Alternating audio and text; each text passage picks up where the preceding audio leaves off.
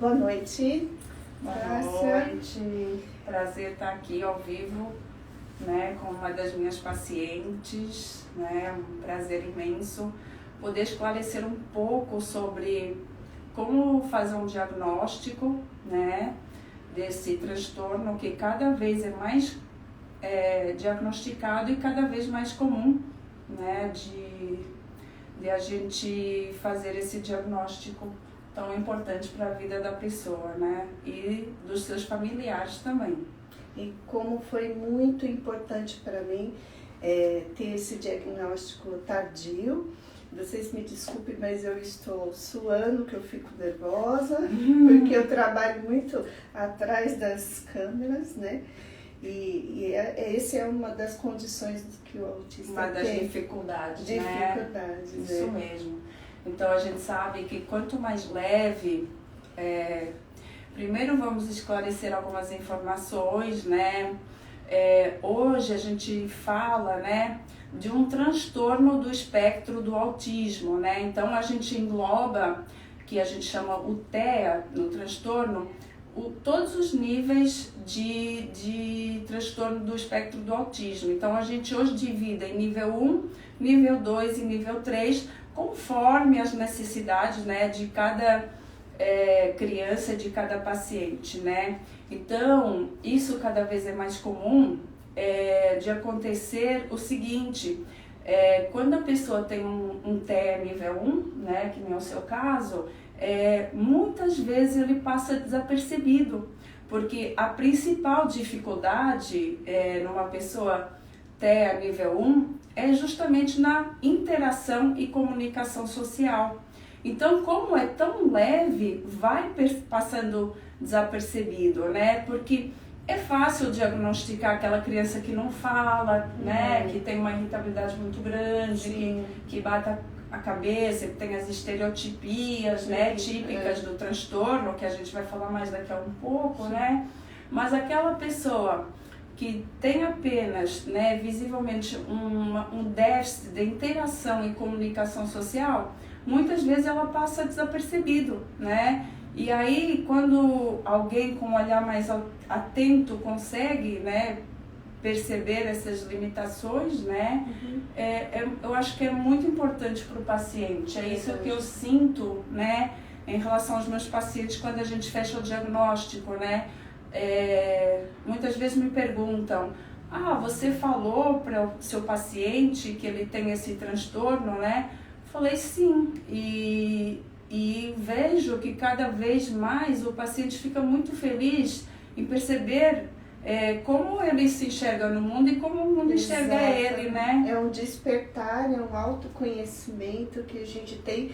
É por isso que eu vim atrás de um profissional, de psiquiatra mesmo, porque quando eu comecei a me perceber, a perceber as habilidades que eu tinha, que antes se falava Asperger, né? Sim. E hoje não se fala mais. Exatamente. Porque é até de nível 1.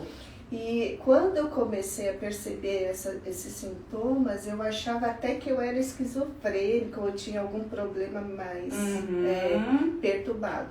Mas aí eu precisei mesmo procurar uma psiquiatra que me diagnosticou com uma certa, com um laudo muito completo, detalhado, para eu poder entender tudo aquilo que eu passava, a irritabilidade, problemas com som, com barulho, organização, né? Toque. Agora eu entendo tudo aquilo que acontece comigo. Vamos esclarecer isso. Então, em relação ao diagnóstico de como que eu defino se, né, antigamente a gente considerava Asperger, né? Como que eu defino o nível 1, né? Então, nível 1, muita gente fala assim, a pessoa com TEA, ela é superdotada ou inteligente demais, né? Então, o nível 1, o que acontece? São pessoas com QI normal ou acima da média, né? Então, se a criança ou o adulto tem um QI normal ou acima da média, basicamente a gente fala que ele é um nível 1, né? E por isso que ele vai passando desapercebido, né? E ao longo da vida. E muitos hoje adultos provavelmente têm, não sabem, né? Porque isso é uma condição também, né? Como eu faço o diagnóstico, né, de TEA, né? Primeiro que é um diagnóstico que nem os outros transtornos da psiquiatria, é um diagnóstico clínico, não existe um exame específico, né, que nem no diabetes, que eu faço o nível de glicemia, que eu digo que a pessoa está diabética. Não, são um conjunto de sinais e sintomas, né, que a gente observa, né, e a gente tem os critérios diagnósticos, né, para fechar esse diagnóstico. É um diagnóstico multifatorial, tá? Às vezes a gente precisa do auxílio de uma neuropsicóloga, né, através da aplicação de testes neuropsicológicos, né? Então esses testes são aplicados por neuropsicólogas, muitas vezes quando a gente faz uma suspeita, quando a gente está em dúvida, né? A gente faz uma avaliação neuropsicológica, em que são aplicados vários testes, né, inclusive de QI, né, para vermos o nível de coeficiente de inteligência, né, e a gente consegue fechar um diagnóstico mais fácil. Agora, em crianças, quando a gente tem uma suspeita, muitas vezes, quando que chegam pra gente, né? Quando há um atraso de fala e de linguagem, né? Porque justamente o autismo é um déficit da interação e comunicação social, seja ela verbal e não verbal, né? Então, por exemplo, os adultos que eles têm TEA, os adultos e as crianças, a gente vê que são pessoas muito concretas, né? Que às vezes não entendem uma piada, né? Então, o concretismo, ele faz muito parte da característica de um transtorno do espectro do autismo. Eu falo que quando a pessoa fala comigo, a pessoa tem que falar diretamente, exatamente o que ela quer, não entre linhas, porque eu não consigo assimilar. Com a relação à fala, eu também, às vezes, o meu pensamento é muito acelerado e a minha fala demora para sair, porque meu pensamento já está em outras coisas, Porque justamente o TEA, ele está muito associado a outra condição do neurodesenvolvimento, tá?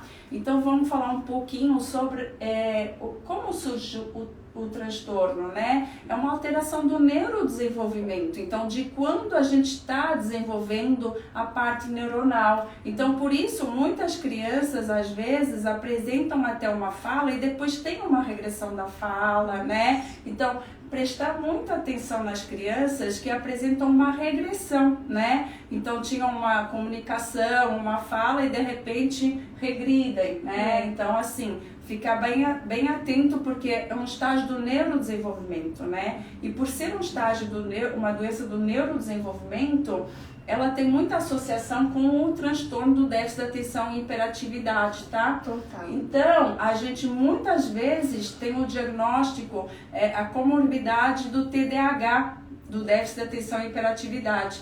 E hoje a gente percebe que tem famílias que tem, por exemplo, pessoas com TDAH, pessoas com autismo e TDAH, né? Que é um diagnóstico muito comórbido, muito frequente nesse transtorno, né? Então, por isso que muitas vezes o pensamento é muito acelerado, né?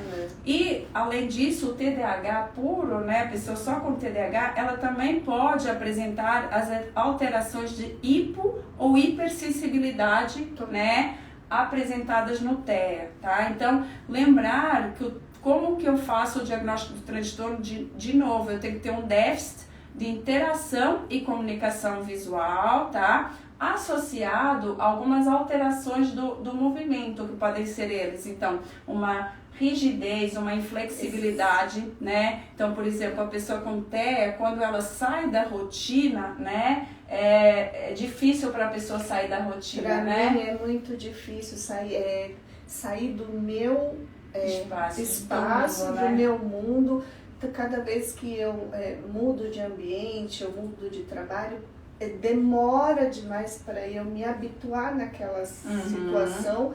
Mas como eu tenho TEA leve, Então eu tenho que me adaptar e através das terapias, das consultas com a doutora, eu consegui fazer com que eu amenize as minhas crises através de algumas adaptações que eu mesma vi com autoconhecimento e, lógico, né, com alguns remédios, algumas medicações também, né? Uma coisa muito comum nos adultos é a intolerância ao barulho, né? Então, a hipersensibilidade ao barulho.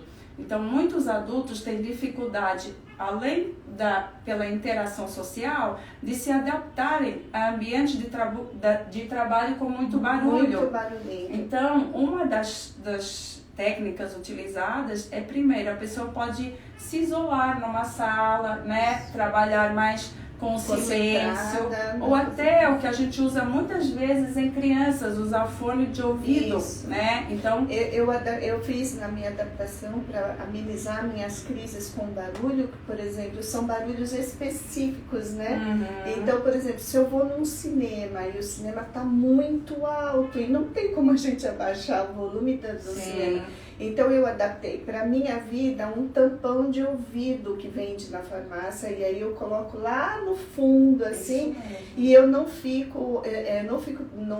corta 100% a audição, corta 75% da audição, então eu fico tranquila.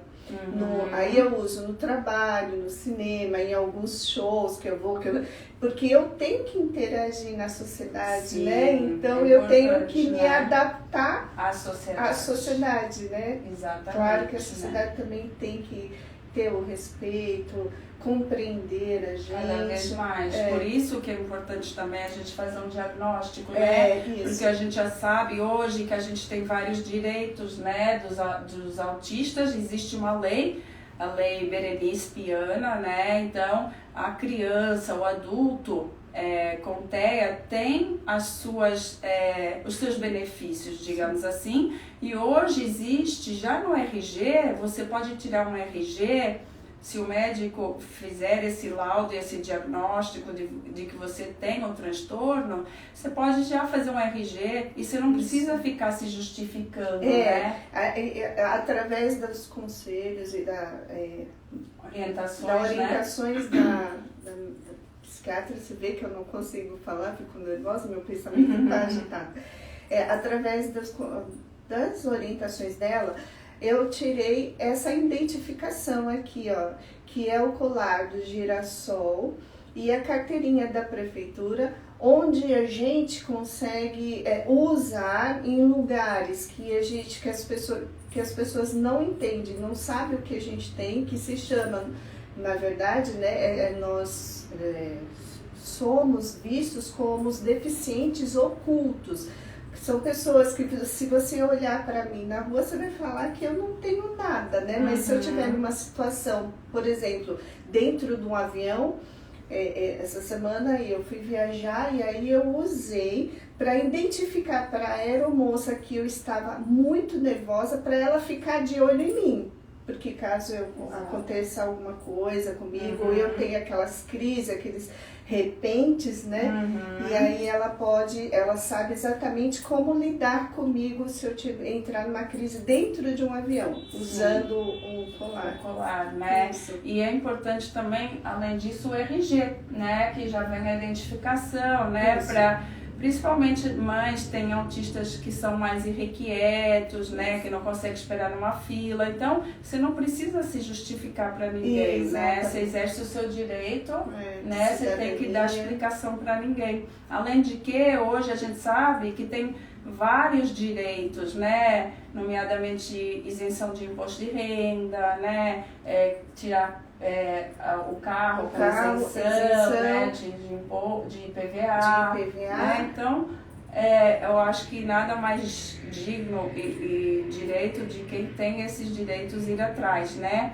Para adulto também é bastante importante, por exemplo, que a gente sabe que existem vagas de emprego, né? Exatamente. Mais específicas, um número de vagas, né? Para quem tem esse transtorno, né? Então, a empresa, além da empresa estar contribuindo com a população, dando a inclusão social dentro da empresa, né? Exatamente. Porque nós, o TED nível 1, como a doutora falou, nós temos algumas habilidades. Eu falo que eu não sou inteligente, mas o que acontece? Eu tenho um hiperfoco em algum determinado assunto. Então, se eu ficar naquele hiperfoco, eu vou saber fazer de cabo a rabo. Mas nós não somos inteligentes, mas nós somos disciplinados, nós temos com horários, nós somos rígidos com horários, com rotinas, a gente cumpre rotinas, eu falo que nós somos um bom pau mandado, porque tudo que pedem pra gente, a gente vai lá e faz. Exatamente. E é uma inclusão social muito importante e quem contratar pessoas com autismo de nível 1, nível 2, está adquirindo pessoas excelentes, colaboradores excelentes que vão alavancar o seu... Com certeza, né?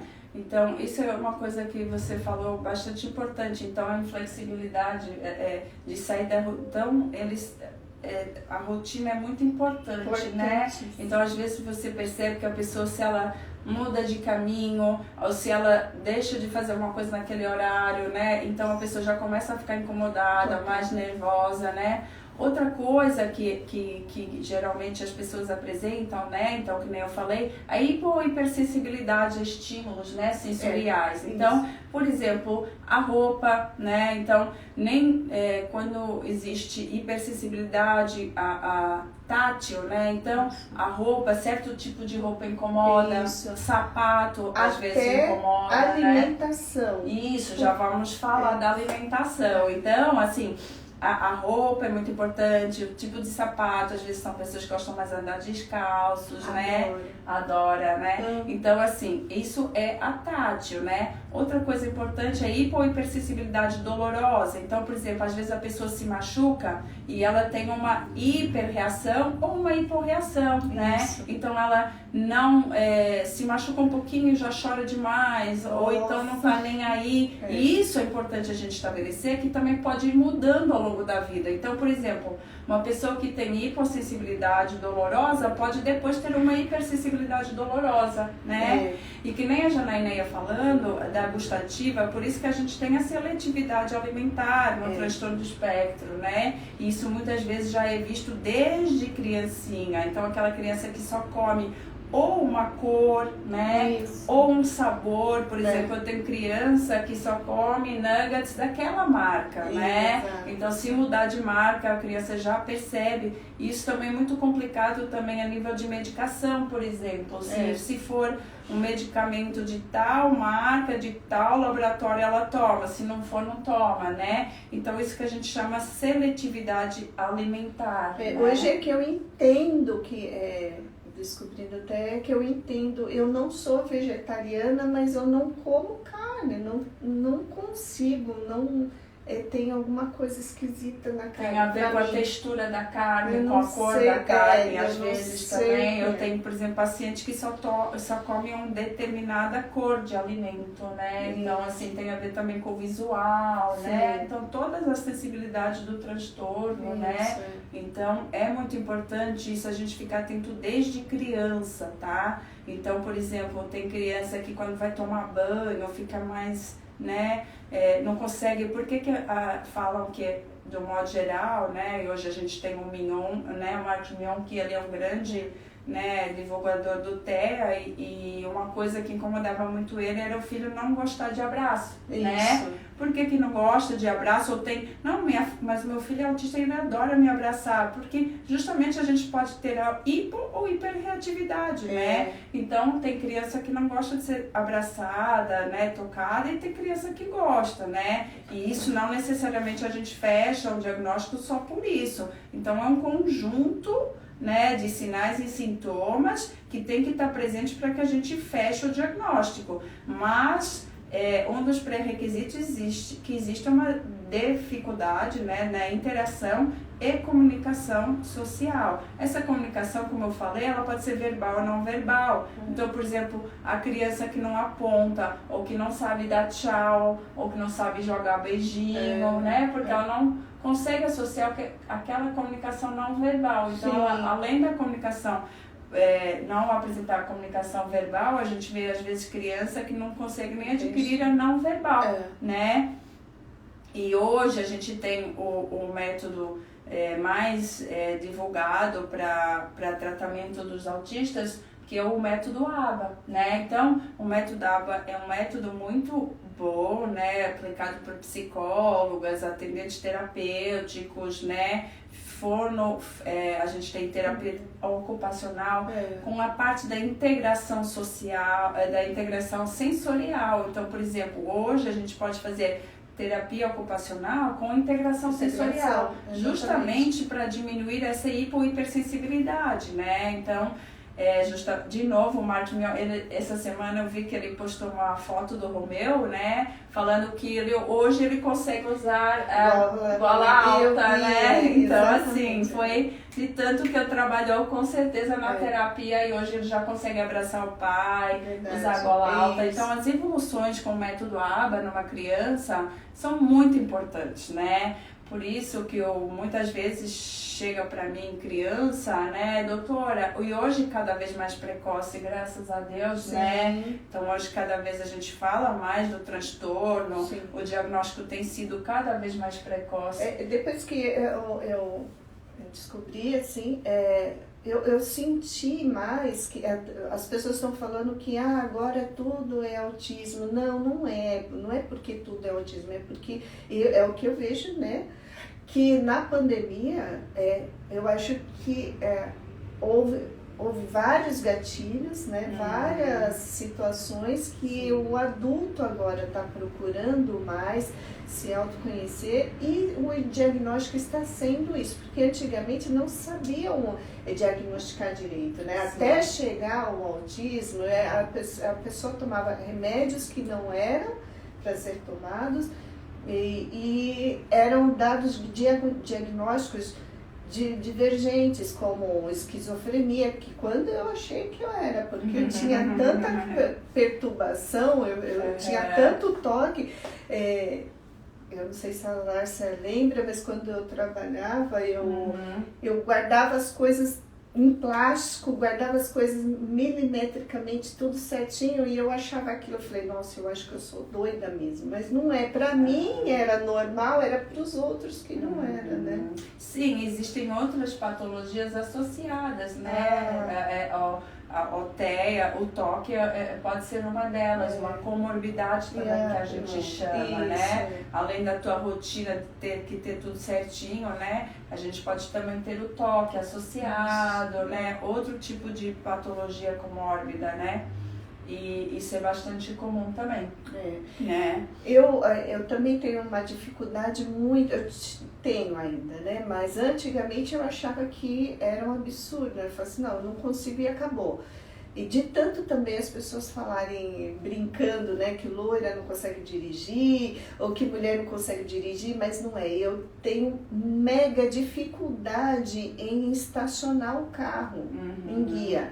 Então hoje eu uso atrás do meu carro um selo do autismo, que aquilo significa que se você vê algum selo no carro do autismo, que é uma fitinha, né, com quebra-cabeça, ele identifica que ali dentro tem um autista. Então, às vezes, pode ser uma mãe que esteja levando o seu filho para uma consulta e um filho que seja um autista severo. Então, não xingue, tenha paciência, porque qualquer grito que você der para um autista, ele pode desencadear uma crise severa, principalmente os severos, né? Que é isso que eu aprendi na vivência, porque aí, no meu caso, eu estacionando, se alguém passar e gritar comigo, eu já largo o carro, já deixo e acabou. E eu já sai andando, sai andando e eu não consigo mais fazer nada. Então, isso é importante, os gatilhos, né, que levam a desencadear crises, né? Então, hoje, cada vez mais, a gente sabe que a nutrição, a alimentação, né, é muito importante, né? Porque a gente sabe que muitas vezes, principalmente nos nível 3, que não, às vezes não falam, que gritam bastante, tem bastante dor. Então, quando uma criança tem dor e não fala, a única expressão é o grito, né? Então, é a crise. Então, cada vez mais a gente sabe que a alimentação, né, a inflamação intestinal podem desencadear crises, né? Então, isso também sempre ficar muito atento à alimentação, né? Então, a gente sabe que hoje uma dieta rica em carboidratos, em gorduras, em glúten, né? Nossa, a lactose, né? Então, sempre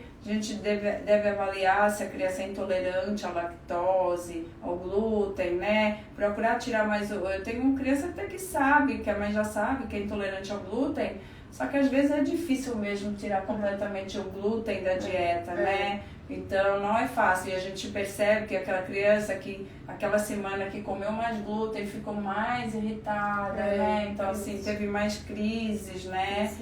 E isso também é importante a gente sempre ficar atento à alimentação. Sempre. Né? É um conjunto de fatores. Outra coisa que você falou, que acho que é importante a gente conversar um pouco, é sobre realmente o que aconteceu para ter um boom, né? Mas existe, tá? Então não existe só um diagnóstico melhor, né? E a gente sabe que existem realmente, foi assim um crescente muito grande de casos de transtorno de espectro, tá? Hoje a gente sabe que não existe cura para o autismo, tá? Então quando alguém falar, meu filho se curou, não, é uma condição do neurodesenvolvimento, tá?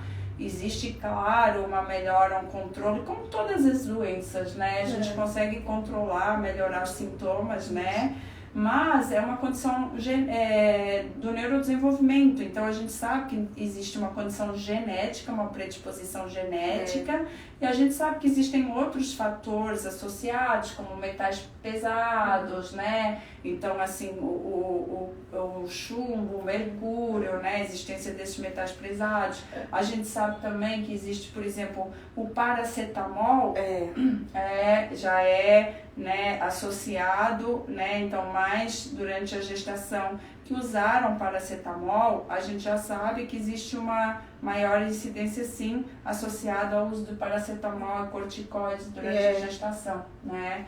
Então, um número cada vez mais crescente aí de transtorno, não só pelo diagnóstico bem feito, mas também como as condições genéticas e ambientais. E o autoconhecimento, né? Porque depois que eu tive o diagnóstico certinho, aí eu comecei a prestar atenção mais nas minhas atitudes, nas minhas habilidades, nas minhas irritabilidades.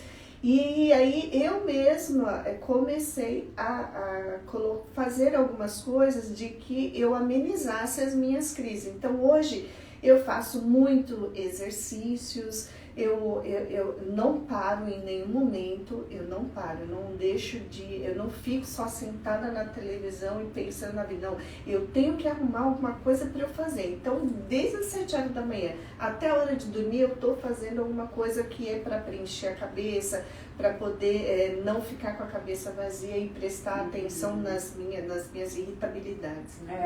Isso que você falou é importante, a atividade física é muito importante em todas as doenças psiquiátricas, tá? Porque a gente sabe que muitas vezes a gente tem déficit de alguns neurotransmissores que a gente sabe que a atividade física acaba liberando. Por isso que a gente se sente tão bem após uma atividade física, né? Porque libera serotonina, noradrenalina, dopamina, tudo isso que faz com que o cérebro funcione de forma mais adequada. Exatamente. Né? Outra coisa que eu gostaria de alertar, né, e falar é em relação a um diagnóstico precoce que, né, a gente estava falando, né? Então você falou que hoje tem muita gente que fala hoje tudo é autismo, né? Então existe um super diagnóstico, mas infelizmente também existe ainda muita gente que que fala que, o meu filho não fala com 2 anos, doutora, isso é normal, né? Então, até próprios profissionais falando, não, a gente não deve, primeiro que não existe normal, existe uma condição, né, que a gente sabe que a maioria das crianças atinge, né? Então, por isso que existem os marcos de desenvolvimento, né? Naquela caderneta que a gente acompanha, por isso que é tão importante o primeiro ano de vida da criança, a gente ir a cada 2 meses no pediatra, porque hoje a gente já sabe que existem, hoje a gente pode começar a perceber desde criança, desde muito bebezinho, né, sinais sutis de que pode existir alguma alteração. Uma, por exemplo, o sorriso, né? Então, uma criança, né, um bebê costuma sorrir mais ou menos lá pelos 2 meses, né? Então, como existe uma dificuldade no autismo de interação social, às vezes a criança não sorri. Às vezes você sorri para a criança, oi, cadê o neném, né? E a criança não tem essa reciprocidade, essa reação, né? Então, isso desde bebezinho que a gente já pode começar a prestar atenção, né?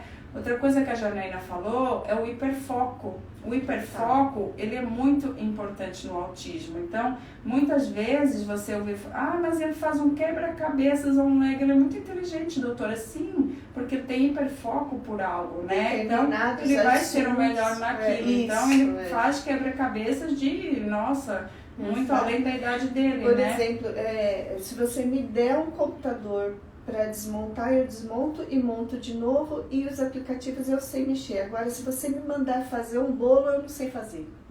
Então... Porque não é o meu hiperfoco é naquilo que eu gosto de fazer, é aquilo que está bitolado na minha cabeça. Então, eu durmo, acordo pensando somente naquilo. Né? Então, assim, e com isso, quando a criança tem um hiperfoco, né? Outra coisa que a gente pode perceber e que pode chamar atenção é que toda criança, né, depois de 1 ano, quando você chama pelo nome da criança, a criança atende você, né? Ou até um adulto, né? Janaína, quando você chama, né? E a criança que fica lá brincando, né, que nem atendi uma mãe semana passada, não, doutora, mas é que ele está muito compenetrado, né? E aí por isso que ele não responde, mas quando ele não está, ele até responde, né? Então, não interessa, mesmo que você esteja hiperfocado fazendo uma coisa, quando alguém te chama, né, a tendência é você olhar, né, você responder. A criança com TEA não, ela fica no mundo dela, né, ela não desfoca daquilo, né, então se a criança está brincando, né, então ela não vai atender quando você chama pelo nome, nem vai olhar, né? Isso é uma característica simples, básica da gente perceber, né? E de prestar atenção. Outra coisa é a forma como a criança brinca, né? Então, assim, isso é muito importante, porque geralmente a criança com autismo, ela não sabe o brincar, né? Então, por exemplo, ela não sabe pegar a colher, né, mexer a panelinha, dar na comida, ela não sabe muito bem a função, né, do brinquedo. E uma grande tendência é alinhar os brinquedos, né? Então a criança, por exemplo, tem vários carrinhos e ela não fica brincando de bater no carrinho ou de velocidade, ela alinha os brinquedos, tá? Então isso é uma característica muito... E também outra coisa, eles não sabem brincar no imaginário, né? Olha, vamos fingir que eu tenho aqui uma panelinha que eu consigo mexer e aí eu vou dar... Mas cadê a panelinha? Porque é o concretismo, né? Então tem que ser no concreto, não no imaginário, né? Então a criança que não consegue imaginar uma brincadeirinha, né? Não consegue participar dessa brincadeira, né? A gente precisa ficar atento, né? E são coisas básicas, simples, né? Outra coisa é quando a criança entra na escola. Muitas vezes a própria escola que observa, né? Quando já chegou aqui criança para mim dizendo assim, olha, a escola encaminhou para uma psiquiatra para saber, porque estão todos os amiguinhos na rodinha e o meu filho está lá, isolado. No canto dele brincando, né? Então, muitas vezes, né, quando chega aqui um adulto, como como você era quando criança, né? Você brincava com seus amigos, você tinha muitos amigos, você era mais comunicativo, era mais tímido, ficava lá mais no seu Hoje canto. eu vejo isso até no trabalho, se eu estiver sozinha, eu prefiro estar sozinha. Sim, sempre no mundo, né? Focado naquilo que eu estou fazendo. E a criança também é assim, né? A criança é que eu não consigo lembrar.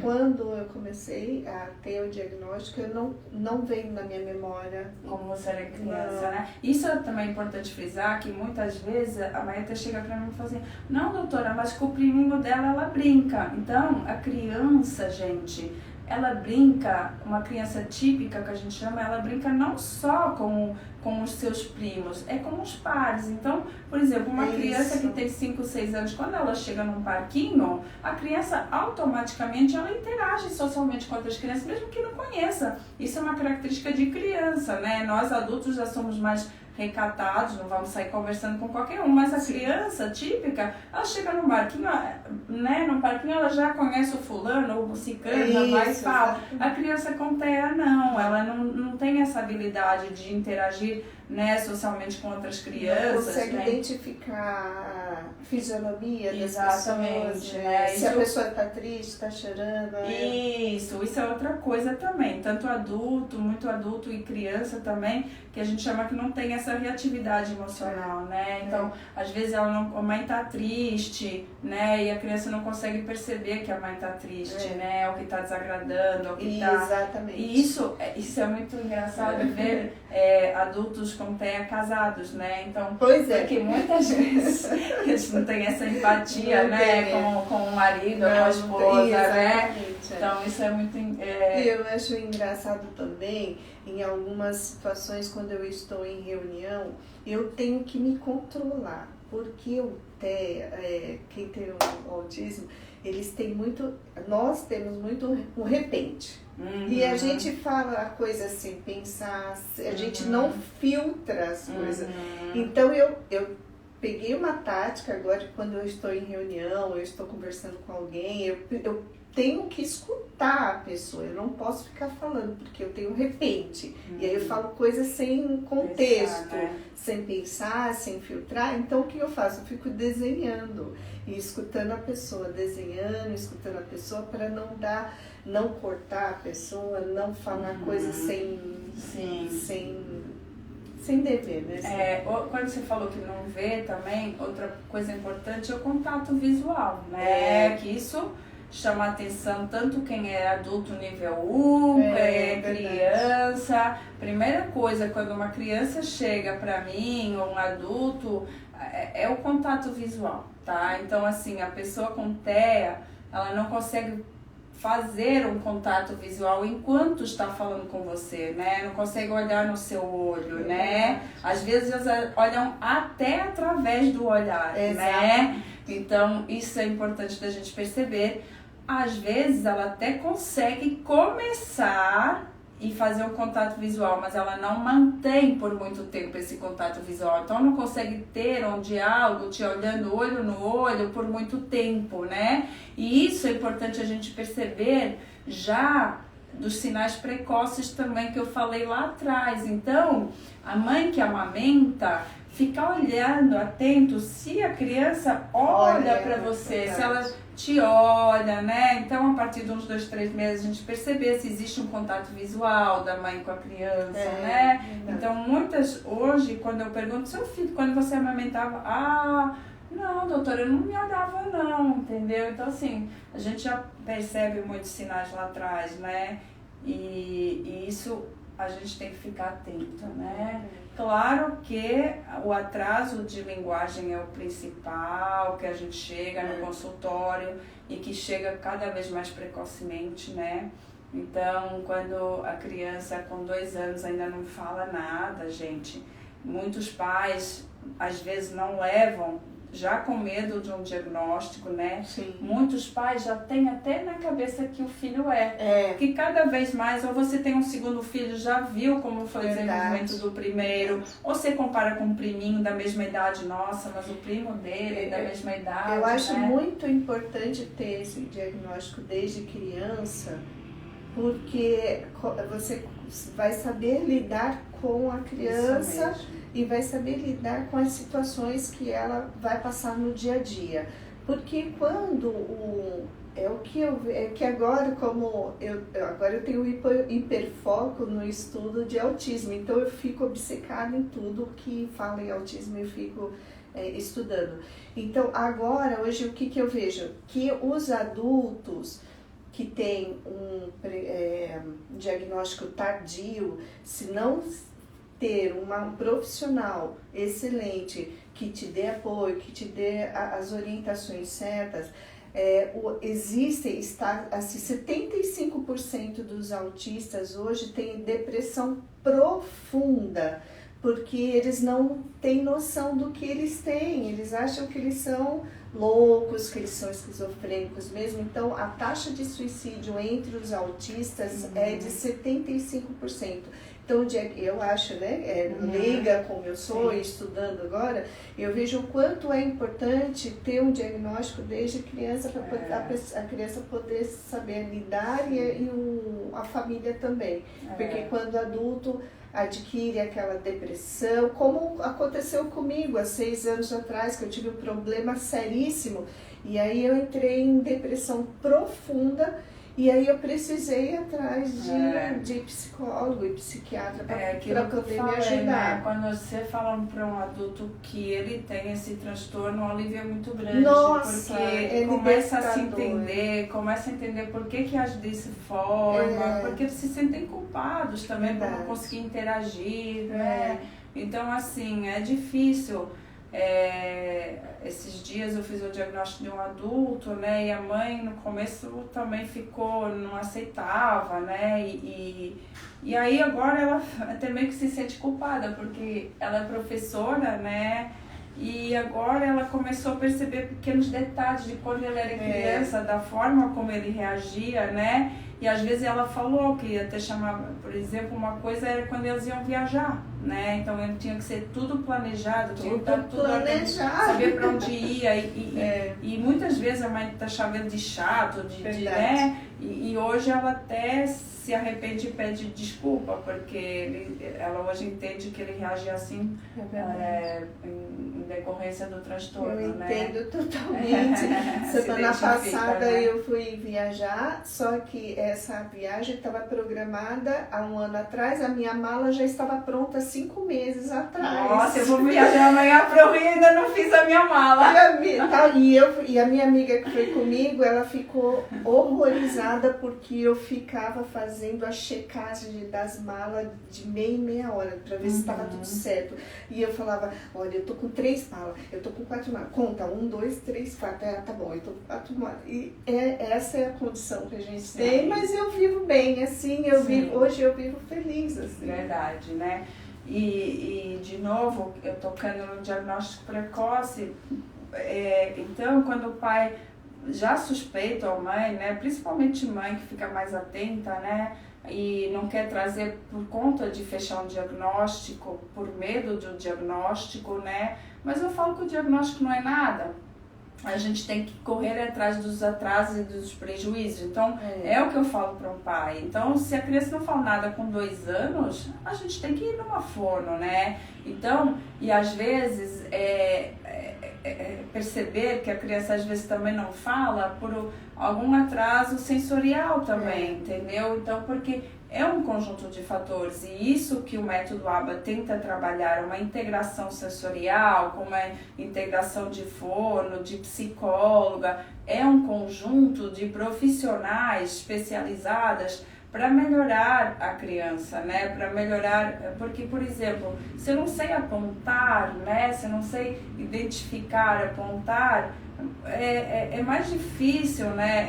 Então eu adquirir depois a linguagem verbal se eu não sei não verbal, entendeu? Então tudo tem uma sequência, tudo é um desenvolvimento. Então eu tenho que estratificar qual o nível da criança e aplicar estratégias para fazer um melhor desenvolvimento da criança. Então, pais, não se preocupem de fechar um diagnóstico, né? Então, assim, e de tentar procurar um tratamento para o filho, porque o método ABA, de novo, faz toda a diferença na vida de uma criança, né? Então, assim, o desenvolvimento é muito importante. Então, é o que eu falo, tem um atraso de linguagem, vamos correr atrás disso. E não vamos deixar, né, que isso aconteça, que a gente ache normal uma criança não falar com 4, 5 anos, né? Então, assim, claro que existiu aí uma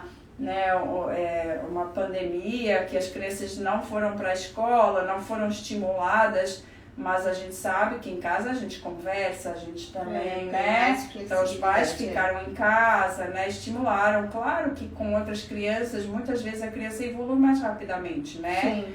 Mas então, ficar atento, porque realmente há um atraso de linguagem por talvez um não estímulo, mas também muito atrás disso vem o transtorno do espectro. Então, sim, vamos estimular essas crianças, vamos pôr na escola, né? Então, vamos conviver com outras crianças, interagir, brincar, observar como que ela brinca, né? Então, tudo isso é muito importante para que a gente, né, faça um diagnóstico cada vez mais precoce e um tratamento cada vez mais precoce. De novo, não há cura, mas existem medicações que melhoram muito, né, a vida do autista, né? Então, hoje mesmo atendi uma paciente, uma mãe que ela tem 2 crianças com autismo, cada uma com nível, né?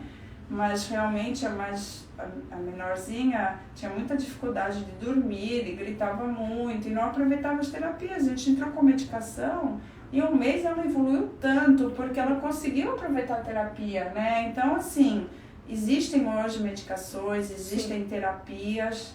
Por falar em medicações, vamos falar um pouco do canabidiol, né? Fiz curso esse final de semana no Rio de Janeiro, muito bom, né? Então, o canabidiol hoje a gente sabe que tem várias propriedades que podem, né, melhorar a qualidade de vida, tanto do autista e sem ser do autista, né? Porque hoje a gente sabe que essa medicina cannabis, né, ela age em vários sistemas do nosso organismo, regularizando esses neurotransmissores tão importantes, né? Então, ela pode ser usada para ansiedade, para insônia, para irritabilidade, né? Para sistemas, para doenças autoimunes, para câncer. Então, existe hoje todo um arsenal, né? E cada criança vai se dar ou não melhor com aquela medicação, com aquele tratamento, né? Mas, sem dúvida, o estímulo é o melhor caminho, né? Com certeza, Eu tenho muito problema de insônia também, e através das medicações... é uma coisa que muito funciona, né? Natural. Então, a gente tem hoje vários arsenais terapêuticos à disposição. Eu falo que acho que a psiquiatria foi uma das ciências que mais evoluiu, né? Eu acho que realmente perceberam que a saúde mental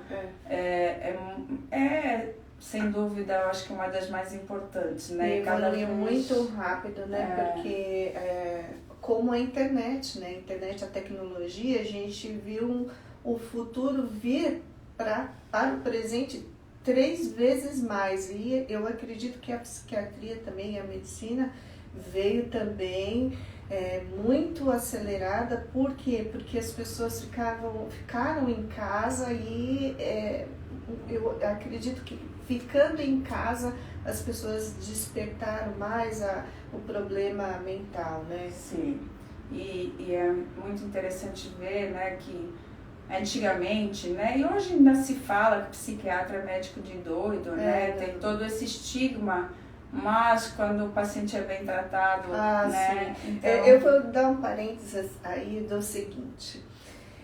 Quando eu tive o diagnóstico, as pessoas falavam assim para mim, mas você foi para São Paulo? Quem foi que te diagnosticou? Porque quando as pessoas olhavam para mim, achavam que... Porque é muito preconceito, é muita pessoa sem informação. E eu digo que a Baixada Santista existe sim vários profissionais excelentes aqui na Baixada Santista. É só você ter paciência, procurar direitinho,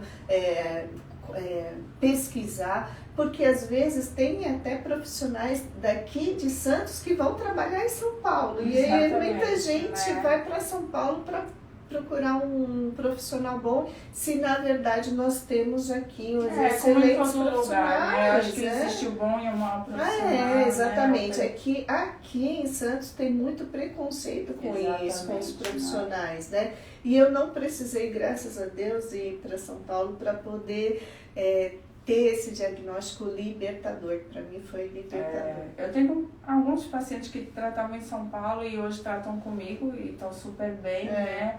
Então, acho que o conhecimento, você gostar daquilo que faz e correr atrás de tudo que é novidade, de tudo que exato, estudar, evoluir, se atualizar. Como todas as carreiras, né?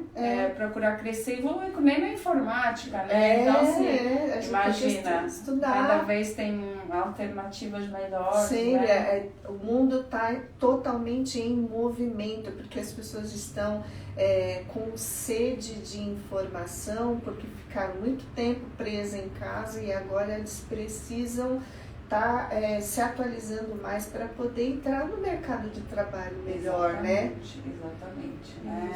Então, assim, hoje cada vez a gente tem mais alternativas, existem medicações que a gente pode dar sim em criança, né, desde pequenininhos, que vão melhorar muito a qualidade da vida, não só da criança, da família, né? Olha, como hoje todo, meu marido né? me entende melhor.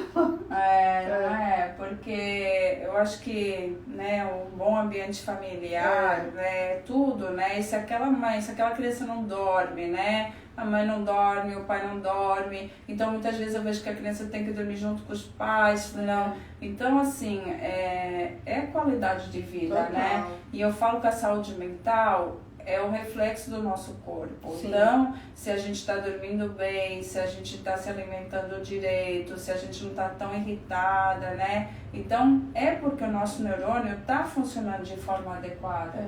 E, de novo, como eu falo para todos os meus pacientes, a gente não pode ter medo de tratar a saúde mental, porque o neurônio é o bem mais precioso que a gente tem, né? Então, se a gente não dá, como eu falo para eles, o combustível para que ele funcione de forma adequada, né? Então, ele não consegue trabalhar e com isso acaba morrendo, né? Então, a gente tem que deixar ele ativo, funcionando direitinho, né? Hoje as medicações são maravilhosas, né? A gente tem cada vez antidepressivos mais atualizados, a gente tem estimulação magnética transcraniana, que também eu faço, né? Sim. Tem o cannabis, tem todas essas medicinas e não só as terapias, né? Então, muita gente acha que é bobagem, é terapia, a gente tem vários tipos de terapia, cada uma vai se adaptar a um paciente, né? Então, por exemplo, para os autistas a gente tem o método ABA, a gente tem a TCC, terapia cognitivo-comportamental, né? Então a gente tem a hipnoterapia, que eu defendo tanto, que a gente também, né, tem um profissional aqui no consultório. E também lembrar dos testes neuropsicológicos, entendeu? Porque quando a gente tem dúvida de um diagnóstico, né, a gente pode solicitar esse teste. Sim. Que avalia a função cognitiva, avalia várias variáveis, né? Então é um teste que a neuropsicóloga aplica, são várias sessões, né?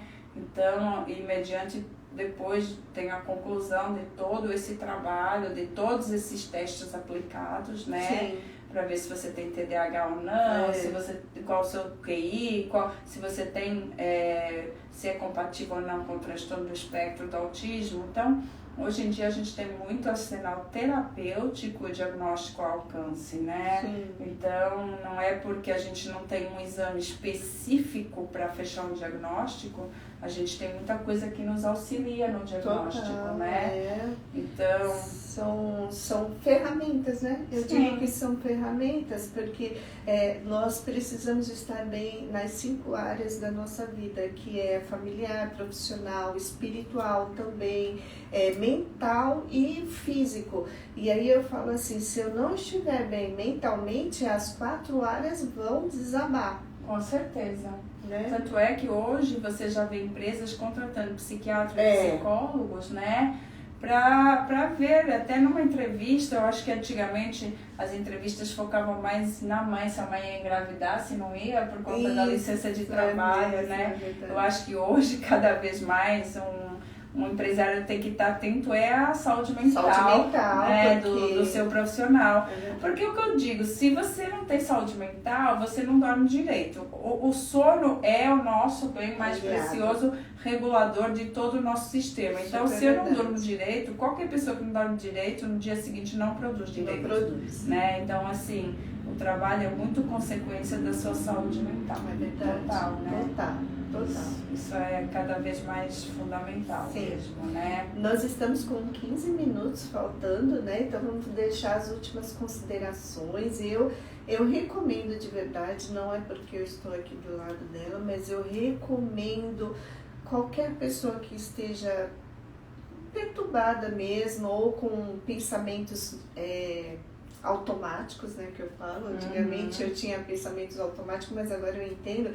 Venha se tratar, venha fazer uma consulta para você ter uma diretriz, para ela te dar uma diretriz, que foi isso que aconteceu comigo e hoje para mim é libertador. E eu falo que eu sou hoje uma autista com orgulho, porque eu entendo exatamente todas as minhas condições. Como você funciona no mundo, né? Como eu funciono no mundo, como eu enxergo o mundo. Claro que eu não preciso que as pessoas me aceitem, não. Eu preciso só entender como as pessoas me veem. Exato. Né? Se a pessoa falar assim, mas é uma maluquinha, ou será que ela está mentindo? Eu tenho que focar em mim, claro, né? No meu autoconhecimento, para eu viver melhor. E procurando uma profissional de qualidade, não, como eu disse, não porque eu estou aqui, foi libertador para mim ter o diagnóstico tardio, mesmo que tardio, mas em tempo, para não acontecer coisa pior. São dois diagnósticos que eu tenho feito bastante no consultório, de TDAH e de autismo, né? TDAH é outra condição que a gente já falou do neurodesenvolvimento, está muito associado com comorbidade do autismo, né? E a gente pode ter só o TDAH e lembrar que o TDAH muitas vezes tem também alterações do comportamento, tem também todas as alterações sensoriais que tem o TEA, tá? Mas basicamente a grande diferença fica na interação e comunicação social, né? Que a pessoa com TDAH, ela fala demais, né? Então ela não deixa nem você falar, ela te interrompe toda hora. Ela faz um bom contato visual, né? Não tem problema do contato visual, mas ela pode ter muitas das outras alterações sensoriais que o TEA tem, né? Então a gente fica atento, porque cada vez mais eu recebo no consultório pessoas exaustas mentalmente, cansadas mentalmente e muitas vezes com depressão e ansiedade, né? Secundários a um TDAH e não diagnosticado, né? Eu tenho uma criança, que eu não vou falar o nome, mas se a mãe estiver me ouvindo, ela vai conseguir entender que a criança começou a passar mal cada vez, e a gente começou a perceber que era a escola, né? Lembrar que as crianças ficaram 2 anos, gente, na frente de um computador, né? Então, a gente não adquiriu muitas vezes nas crianças, principalmente com TDAH, né? Com TEA nível 1, que podem ter um TDAH, então a gente não conseguiu adquirir, levar esse conhecimento para as crianças, né? Então, é o que eu falo.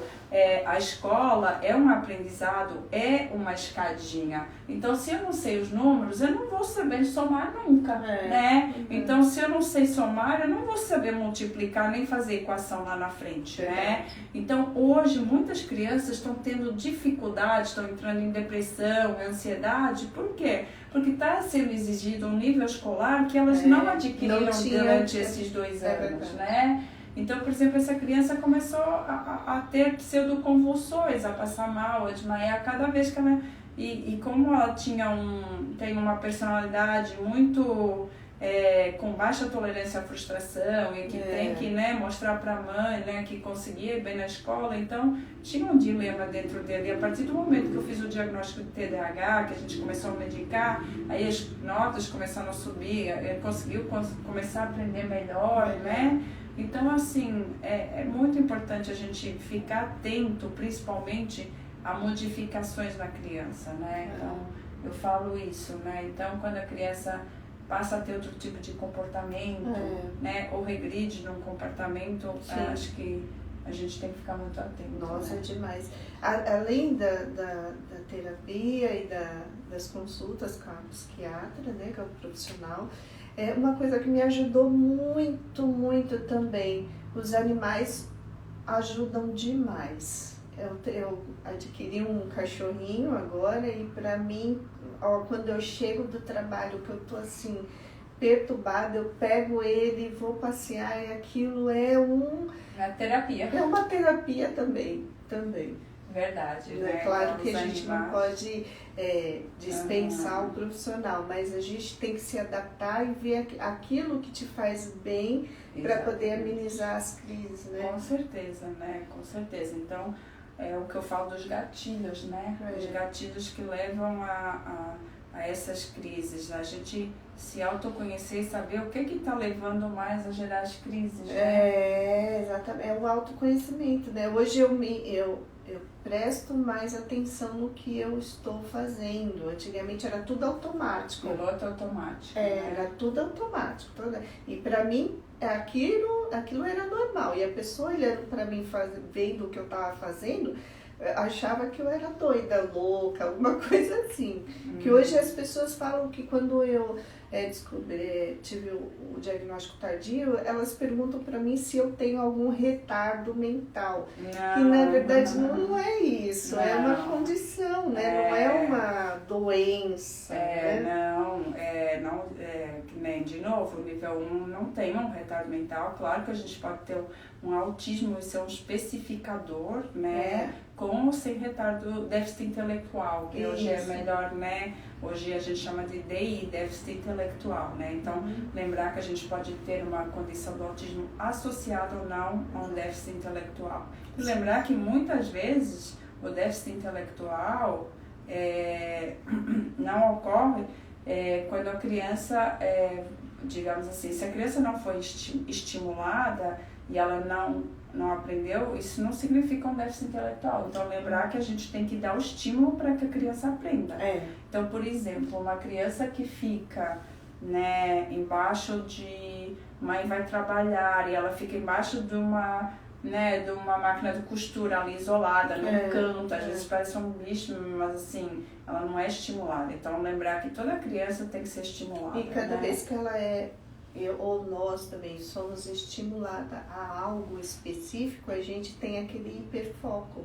Então, há 2 anos que eu tive o diagnóstico, eu tô com esse hiperfoco em saber sobre o autismo, que eu não paro de ficar vendo vídeos, lendo, me informando. Outra coisa engraçado, muitas vezes eles têm hiperfoco e conseguem aprender até às vezes mais fácil outras línguas, por exemplo, o inglês, né? Então tem criança que começou a falar em inglês. Exatamente, isso mesmo. Então isso também é importante, né? A gente ficar atento que eles têm uma facilidade, né? Sim, para aprender a língua estrangeira, isso né? Mesmo, outro tipo de língua, né? Verdade. E engraçado que essa criança só falava inglês, não falava uma palavra em português, né? Então, assim, e ela estudava numa escola bilíngue, né? Então, assim... o hiperfoco. O hiperfoco pelo inglês, né? Então, assim, cada criança vai ter o seu foco, a sua predileção. Então, ela vai saber tudo daquilo. Existem também algumas curiosidades, né, sobre o TEA. Existem também personalidades famosas. Isso! Boa, estava esquecendo. E tem uns com diagnósticos tardios também, né? Que eles, depois você fala quem são, mas que eles a gente olha, eles são brilhantes. Na verdade, eles têm um hiperfoco naquilo que eles sabem fazer. Exatamente, né? Então, assim, lá está, o hiperfoco é no TEA e também no TDAH, né? Então, o TDAH também tem o hiperfoco. E eu falo para os pais, olha, o Messi tem, né? Então, assim, aí eles ficam, né? Então, o Messi, o Einstein, o Elon Musk também descobriu. Então, isso. tem várias celebridades hoje em dia, né? E pessoas empresárias de alto, né? Steve Jobs, ele era totalmente hiperfocado na tecnologia, mas se ele fosse fazer outras coisas, ele não fazia. Então, o que ele fazia? Ele tinha um mastermind, né? Mastermind, eu não sei como fala. Então, que ele hiperfocava naquele determinado, na tecnologia da informação, e ele colocava outras pessoas para fazer outras coisas que ele não sabia fazer. Exatamente, né? Então, esse delegar, né? Porque ele ia no que ele gostava de fazer. E era um TDAH, TEA de baixo nível 1, mais brilhante. Né? Michael Phelps também viu uma entrevista dele esses dias, né? Que o hiperfoco dele foi nadar, a hiperatividade dele deve ser dessa. Então ele usou isso, a hiperatividade dele para natação. Então ele é o melhor, né? Então assim, não é que a gente tem uma condição que a gente não consegue chegar lá, né? Então, exatamente. A gente vive com a condição. E as pessoas que têm que enxergar também na gente, no que a gente é bom, né? Por exemplo, você falou, o psiquiatra pode muito bem fazer uma entrevista de emprego e ver o que aquele funcionário ele é bom. Ele tem hiperfoco, o que ele gosta. Né? Porque se você colocar uma pessoa ou um TEA que não gosta de fazer o que ele... Né? Alguma habilidade que ele não gosta de fazer, ele não vai fazer, ele vai ficar irritado, ele não vai produzir, né? E se o psiquiatra conseguir analisar direitinho as habilidades dele, nossa, ele vai ser um excelente profissional. Com certeza, ele vai focar, vai ser o melhor naquilo, né? Naquilo, exatamente. Esse é o foco deles, né? E é isso, Jana. Bom, eu super recomendo aqui na Alegro. Ela falou que ia me perguntar por que nasceu o Instituto Alegro, né? Olha, isso tá na minha cabeça há muito tempo. Porque o nome do instituto dela é Alegro. Então, foi difícil. Eu primeiro, coloco o instituto, coloco o meu nome na clínica, no consultório, né? O que eu faço? E aí eu queria muito, primeiro que fosse um lugar muito aconchegante, onde o paciente se sentisse bem, acolhido, né? Que eu acho que é a principal coisa, principalmente de criança, né? Que tem uma fobia social, vem num psiquiatra, né? A palavra já, né? E aí quando chega aqui e se tem um ambiente, né, hostil, um ambiente escuro, carregado, né? Então, graças a Deus, a maioria dos pacientes representantes que chegam aqui no consultório falam, nossa, doutora, que lugar legal, um ambiente acolhedor. Então, isso acho que era muito importante para mim, né? Sim. Em segundo lugar, eu queria um instituto onde tivesse vários tipos de terapias, não visse só o medicamento, né? Então, aqui no instituto a gente tem a hipnoterapia, a psicanálise, a terapia cognitivo-comportamental, eu faço estimulação magnética transcraniana, que é outro tipo de tratamento, né? Basicamente, para depressão, para vários tipos de patologia que a gente pode usar sem até o uso da medicação, né? Então, eu procuro todos os tipos de tecnologia, o cannabis agora também, né? Então, eu queria que fosse um instituto e que a pessoa ficasse no final do tratamento alegre. Então, daí o nome de Alegro, Alegre, então em italiano, uma coisa assim que eu prezo muito é restituir a alegria do meu paciente e da família, né? Então, por isso que eu coloquei esse nome e estou muito feliz, né, de estar podendo receber aqui os pacientes, as famílias, né, num ambiente aconchegante. É um ambiente muito gostoso também, tem um cafezinho gostoso também, aconchegante aqui. E fica onde? A gente fica aqui no Elgor da Vila Rica, na Conselheiro Nébia, 754, sala 1021. né? Sigam no Instagram, né? O Psiquialegro, né? Tem Facebook tem também. Facebook também. Isso. E estamos à disposição para tirar dúvidas, né? Para receber vocês.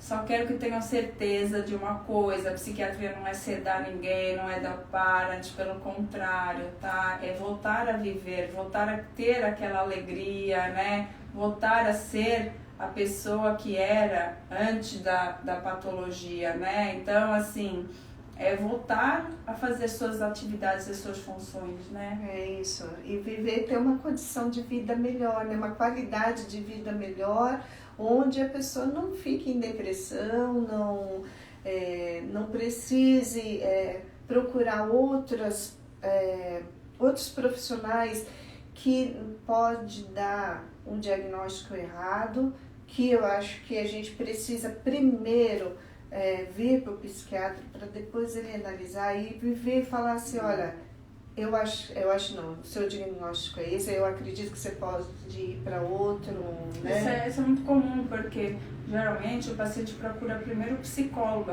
né? Até para ser menos estigmatizante, talvez, né? Mas a gente esquece que primeiro deveria ser procurado o psiquiatra, né? Então, o psiquiatra que encaminha para o psicólogo, sim, né? Claro, sim, que, né, o psicólogo é super importante no tratamento. A gente vê quando a gente faz terapia junto com a medicação, como a pessoa evolui tão mais rápido, tão melhor, a recidiva é muito menor, né? Então, assim, quando a gente faz o tratamento certinho, né? Então, a melhora é, assim, fundamental e para toda a família, né? Para toda a família. E lembrar que quando eu comecei a procurar um profissional mesmo, acreditem, gente, eu tive um problema seríssimos há uns 8 anos atrás, que eu mesmo causei, mas que eu, como TEA, não tinha noção de que aquilo era certo ou errado. Claro, tem algumas coisas que são certas, que são erradas, mas que eu achava que eu poderia até assim, pensar que eu poderia prejudicar uma outra pessoa. Uhum. E aí, eu tendo um diagnóstico tardio mesmo, tendo os problemas que eu tive, me leva a crer que hoje eu vivo melhor para ajudar a mim e ajudar a me doar para o outro. Você faz uma missão muito importante, levar essa bandeira, levantar essa bandeira, divulgar no Instagram. Até porque a pessoa tem que sentir que não é única, né? Não que existem mais pessoas assim. Hoje o nível, o diagnóstico de novo disparou, né? Então, assim, existem muitas pessoas igual você, com a sua condição, sim, né? Sim, então... Uma amiga até me perguntou assim, falou assim pra mim, mas por que, Jana, por que você tá se expondo desse jeito, né? Porque não há necessidade. Aí eu falei assim, olha, eu tô me expondo porque quando eu estava com problema, não tinha ninguém para me ajudar. E eu fui atrás para poder talvez se você tivesse visto algum outro depoimento... Igual estou tendo aqui agora, você né? já teria talvez percebido algumas sinais e sintomas, né, que te levantassem a bandeira, que só fizessem você suspeitar que você poderia ser. Exatamente. É isso aí, vamos falar, divulgar, o preconceito ainda é muito grande, a desinformação também é muito grande, as pessoas não entendem. Eu tenho amigas minhas que acham que até não acreditam, né? E aí eu falo para elas assim, bom, como eu não transparecia isso para algumas pessoas, né? Porque o TEA também, o adulto, ele mascara demais a condição dele. Eu mascarava demais, né? Eu fingia, eu era uma pessoa que eu estava me fingindo daquilo que eu sou. Então, e eu hoje tendo diagnóstico e me expondo, é melhor até para a pessoa entender e me respeitar nas minhas crises também. Isso é importante porque a pessoa já tem uma dificuldade de interação social.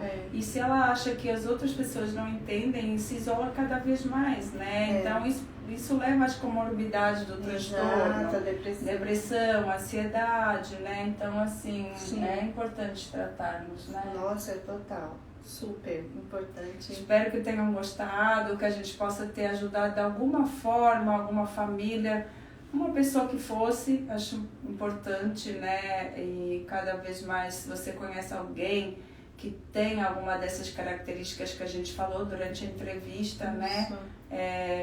Peça para procurar um profissional, né? Então, assim, pode ser e pode não ser, né? Então, mas a partir do momento que saber que a pessoa tem os seus direitos e que existem tratamentos para, não para curar, mas para controlar os sintomas, amenizar os sintomas, né?